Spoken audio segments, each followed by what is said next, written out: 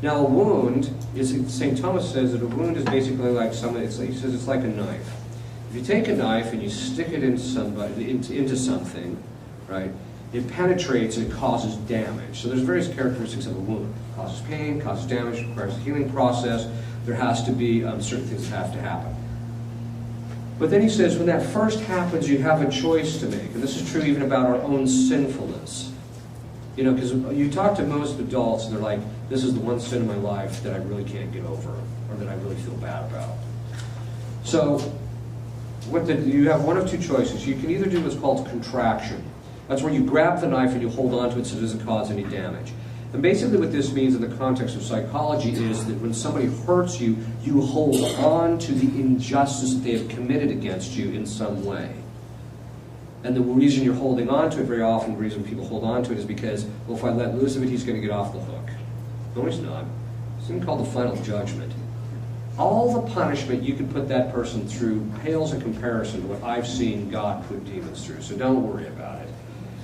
The second side of it is that if you don't let loose of it, so you got to let loose of it, so there's that, so they hold on to it. But there's certain people that I call injustice collectors. They go around collecting injustice because it's a way of having something over other people. Okay.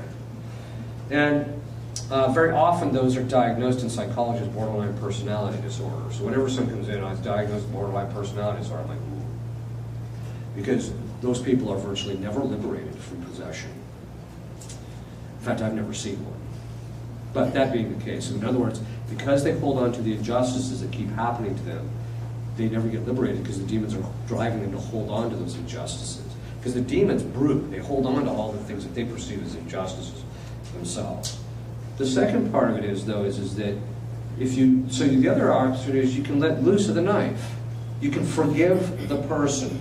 Forgiving is letting loose of the debt in relationship to the justice that they owe to you to treat you properly. You can let loose of that and say, okay, look, I'm just going to let loose of it.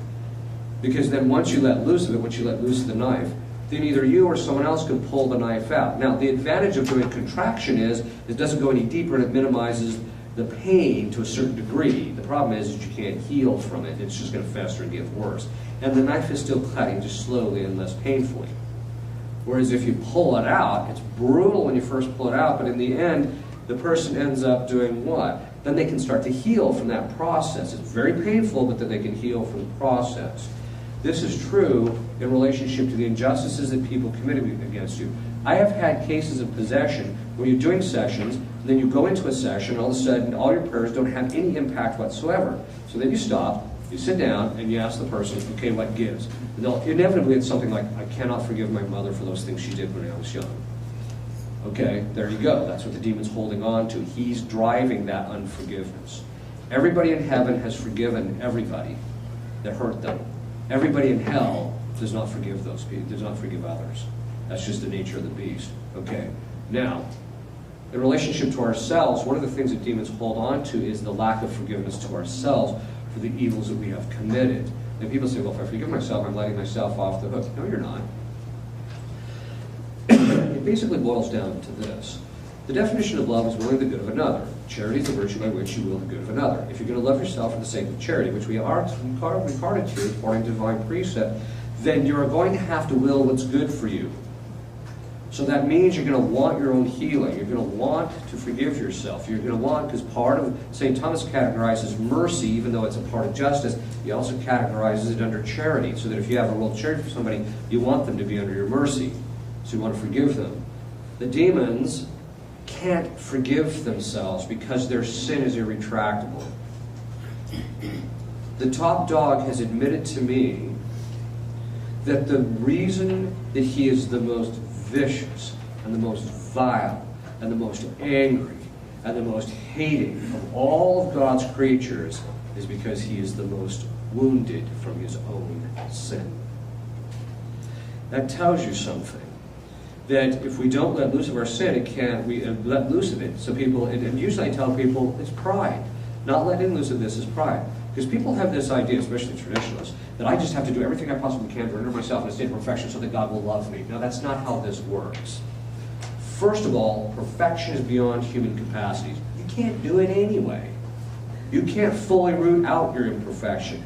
There comes a certain point in the spiritual life where you just have to cede complete control over to Christ and just cooperate with what He does.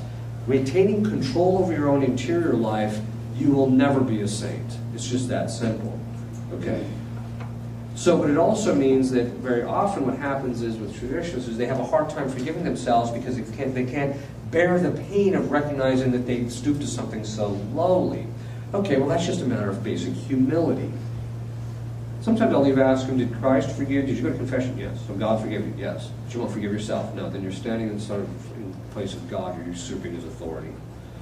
Because you're telling Him that His judgment is not enough. It's not right. And so you have to stop it. And why am I going into this? It's because the demons will pick at people and maintain that woundedness in relationship to those things, and people just have to be able to forgive themselves in order to get themselves out from underneath the demons. All the people that are possessed, demons can even mimic a woundedness, where they make a person actually think they've been wounded when they haven't. So you get the demon out, all of a sudden they say, guys, I feel fine now in relationship to that. Okay.